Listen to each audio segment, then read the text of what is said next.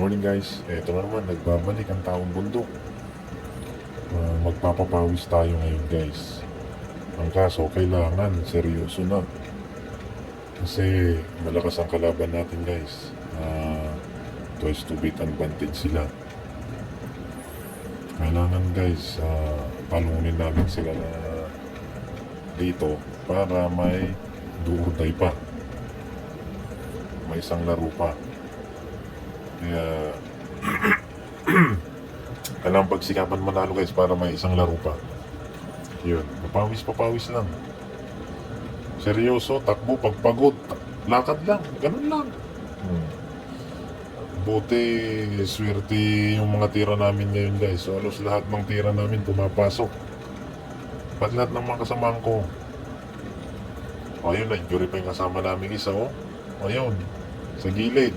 Hindi na nakita ng camera. Ayun, natapos na injury.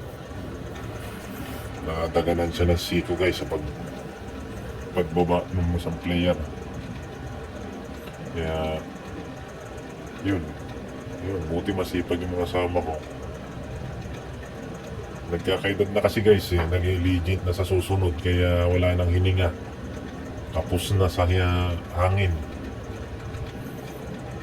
Kaya sige, hayaan mong patakbuhin nyo na ng mga kasama ko kasi wala, pagod eh.